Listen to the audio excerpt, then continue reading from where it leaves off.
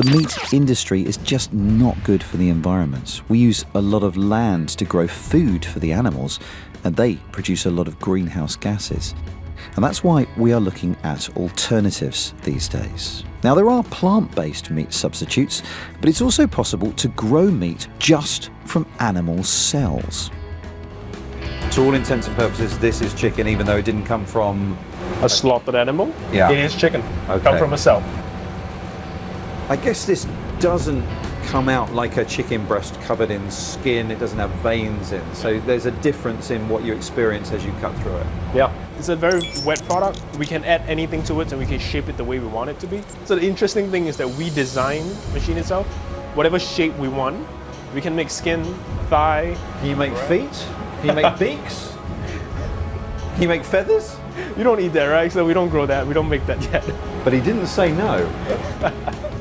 Now, lab-grown meat sounds a lot more humane, doesn't it? It sounds like no animals are harmed in the process. But unfortunately, that's not quite true. Cultivated meat is possible. It allows the consumer to eat meat without the killing. That is the obvious.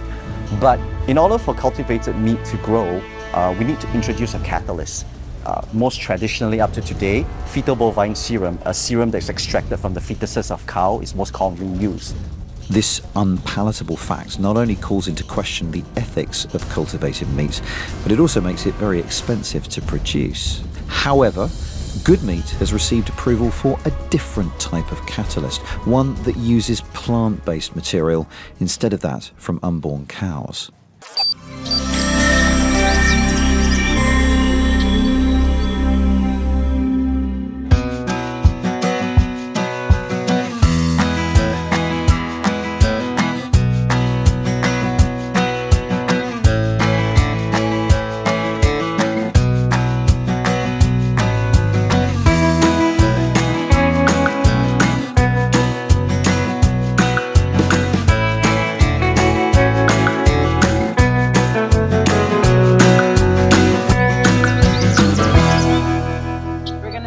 Our potatoes first. This bed has a little bit more of a sandy consistency, which is ideal for planting potatoes.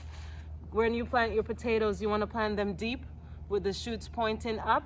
That's ideal. And then as the potatoes grow, then of course you'll have to mound it up, add a covering over it so you don't have green potato. As you can see, this one is a potato that has been exposed to the sunlight, and as a result it gets green, and too much green potato can be very toxic. So it's very necessary that once your plant starts to grow, that you mound it up so that when your potato starts to bear, they don't get exposed to the sunlight. Just gonna lay them out and then we'll plant.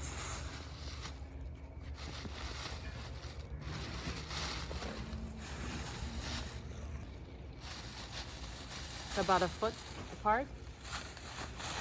My shoes will equal a foot, almost.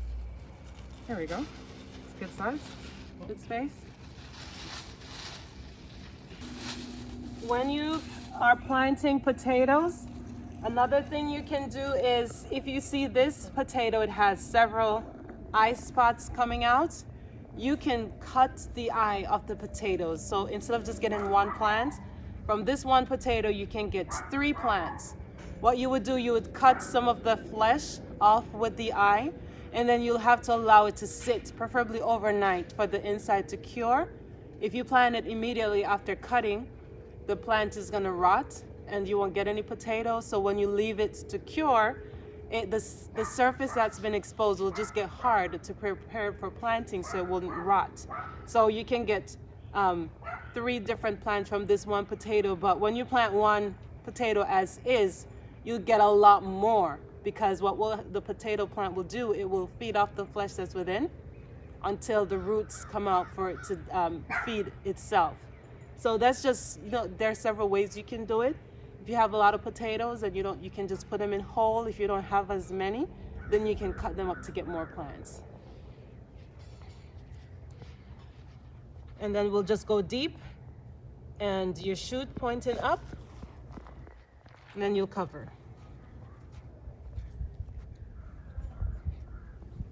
You just go deep, shoots pointing up, and then you'll cover. Once the plant starts to grow, then you'll just come in and mound it up.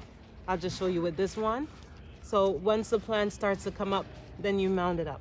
I wouldn't mound it now because I want the plants not to have to struggle so much to break through. Okay, so when you first start seeing your shoots coming up, then that's when you would mound up your potatoes.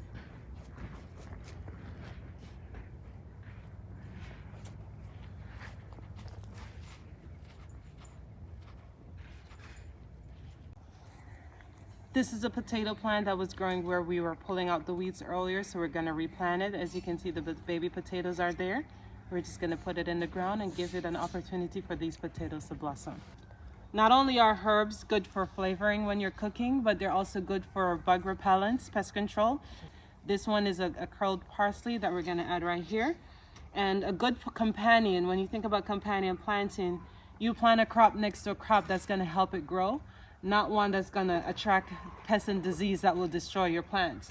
For potatoes, good companions are always eggplants, and so we're going to put the eggplant right next to the potato and then continue along. When you put your plants in, put them to the base of the soil that's already there. So for an eggplant, you're not going to plant those too deep.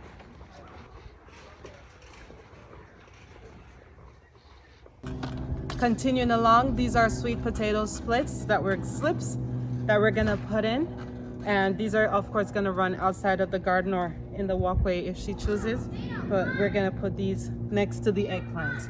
Another good companion.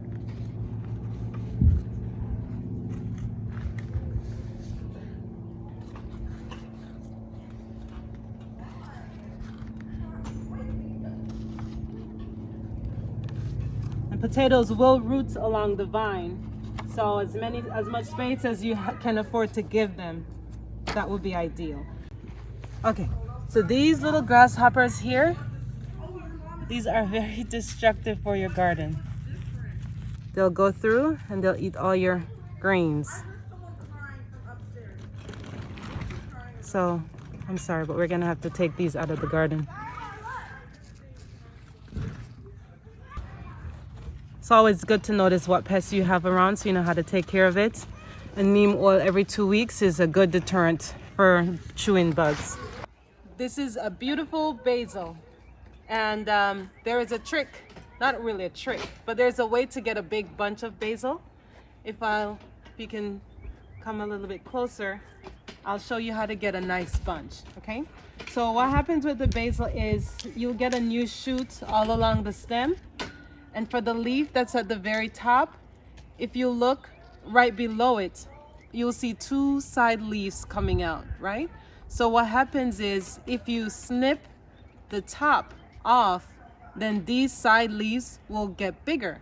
And then as your basil grow, you can continue to do that. Along the stem, when you see a lot of side leaves coming on, you'll just snip the top 4 and allow the ones that are coming right below it to bush. And so you get a lot more of a bushy plant, of a bushy basil plant if you keep doing that. That's one way to get big, beautiful basils.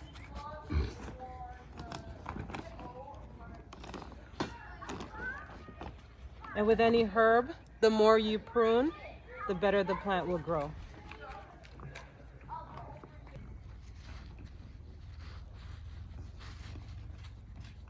Okay, and then another companion plant that it's not bothered by the potatoes being so close are squash. So we have some zucchini squash and the butternut squash that we're gonna put in next.